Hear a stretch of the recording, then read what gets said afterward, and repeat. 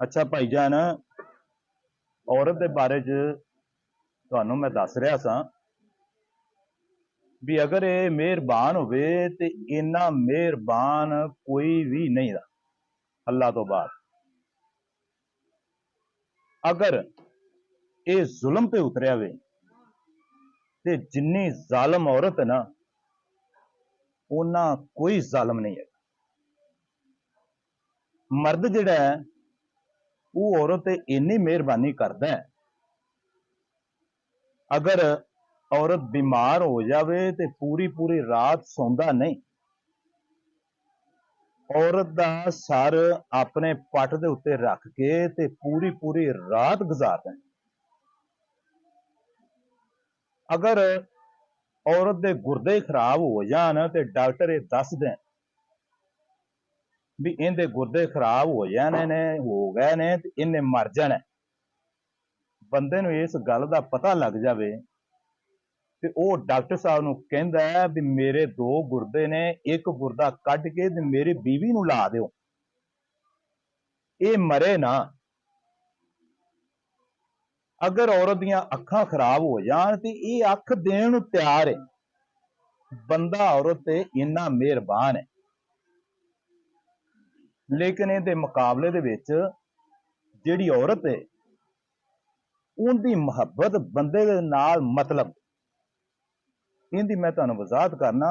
बड़ियां बड़ियां नेक बीवियां ते अल्लाह वालियां बीवियां भी आईयां ने, मैं उन्हां तों हट के गल कर रहा। मैं उन्हां भैणां दा दिल नहीं दुखा रहा जिहड़ियां बंदियां दे मेहरबान ने।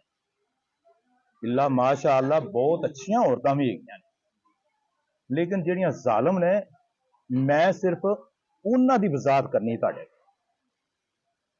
बंदा तो आपकी अख भी दे बैठा है, अपना गुर्दा भी दे बैठा है, अपना सुकून भी दे बैठा है। अगर औरत के गुर्दे वाश हो रहे ने तो ये अपनी जमीन बेच रहा है, अपने प्लाटां नूं बेच रहा है, अपनियां गड्डियां बेची जाता है, मेरी बीवी नूं ना कुछ। लेकिन भाईजान जिहड़ी औरत है उनकी मुहब्बत वेखो। अगर बंदे को पैसे ने यस हर होंदी पई, अगर उनका घर अच्छा है, औरत की मुहब्बत बंदे नाल बड़ी है, लेकिन अल्लाह ना करे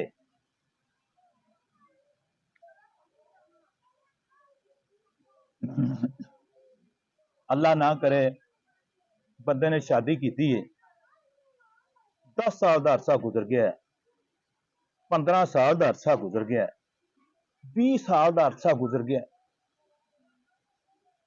औलाद नहीं हुई। अल्लाह के करने ने औलाद का देना ना देना, औलाद थोड़ी देना घनी देना, दे के लै जाना अल्लाह के इख्तियार दे विच है। बंदा इहदे बारे कर नहीं कुछ सकता। लेकिन जदों 20 साल तो बाद बंदे ने अपनी बीवी नूं कहा तेरे विचों औलाद नहीं हो रही, मैं मापियां दा कल्ला पुत्तर हाँ, अगर औलाद ना हुई तो मेरे मापियां दी भी यह ख्वाहिश है कि साडे भी पोतरे पोतरियां अगे होवन ते आपां इवें करिए भी अपने कोल दो घर ने, एक घर मैं तेरे नां ला रहा दा ते मेरी दूसरी शादी कर दे। ये गल करके वेख लवो औरत इवें हो जाएगी जिवें सप सुंघ गया मर जाएगी। वो मुहब्बतां जिहड़ियां पूरी जिंदगी औरत अपने बंदे नाल करदी रही है ते बंदे ने अपने जिस्म दे आज़ाद निछावर कर दिते ने, उनके मुकाबले दे विच औरत ने बंदे नूं की सिला दिता है। औरत उनकी नस्ल की दुश्मन है, शादी क्यों नहीं करन देंदी? इस्लाम ने इजाजत दे दी है, साडा मुआशरा क्यों नहीं इजाजत देता? या तो यह आ भी अगर मर्द बंदे दे मेहरबान सी ते औरत भी मेहरबान होंदी भी अल्लाह दे बंदिया तू एक शादी प्यान है, जिन्नियां तेरा जी करदा है करा, मैं इंशाअल्लाह तेरे ते मेहरबान, मेरा तेरे ते सब कुछ कुर्बान है। लेकिन इल्ला माशाअल्लाह शायद कोई 100 औरत विचों एक औरत होवे या 200 दे विचों ਜਾਂ 200 ਔਰਤ ਦੇ ਵਿੱਚੋਂ ਇੱਕ ਔਰਤ ਹੋਵੇ ਜਿਹੜੀ ਇਹ ਗੱਲ ਆਖੇ ਵੀ ਜਿਹੜਾ ਨਾ ਮੈਂ ਸ਼ਾਦੀ ਦੀ ਇਜਾਜ਼ਤ ਦੇਣੀ ਹੈ।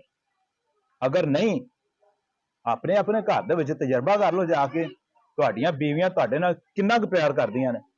ਅਗਰ ਤੁਹਾਡੇ ਦਿਲ ਦੇ ਵਿੱਚ ਇਹ ਗੱਲ ਆਂਦੀ ਹੈ ਵੀ ਭਾਈ ਹਰੀ ਝੂਠ ਪੈ ਬੋਲਦੇ ਨੇ, ਭਾਈ ਜੀ ਆਪਦੇ ਘਰ ਦੇ ਵਿੱਚ ਜਾ ਕੇ ਰਾਤ ਸੁੱਤੇ ਪਏ ਉੱਠੋ, ਸਵੇਰੇ ਆਪਣਾ ਇੱਕ ਹੁਲੀਆ ਬਣਾ ਲਵੋ।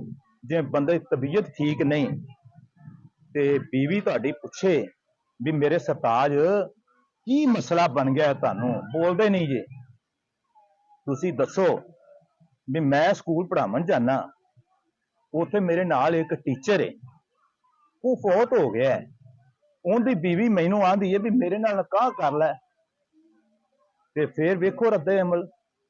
ਤੁਸੀਂ ਵੇਖੋ, ਅਗਰ ਤੁਹਾਡੇ ਦਿਲ ਦੇ ਵਿੱਚ ਇਹ ਗੱਲ ਆ ਰਹੀ, ਆਪਣੇ ਘਰ ਦੇ ਵਿੱਚ ਤਜਰਬਾ ਕਰ ਲਵੋ। ਲੇਕਿਨ ਮੈਂ ਤੁਹਾਨੂੰ ਇਹ ਗੱਲ ਦਾਅਵੇ ਨਾਲ ਆਣਾ ਵੀ ਜਿਹੜੀ ਗੱਲ ਮੈਂ ਆਖੀ ਹੈ ਇਹ 100% ਨਾ ਤੇ 95% ਇਨਸ਼ਾਅੱਲਾ ਦਰੁਸਤ ਸਾਬਤ ਹੋਵੇਗੀ। अस्सलाम वालेकुम।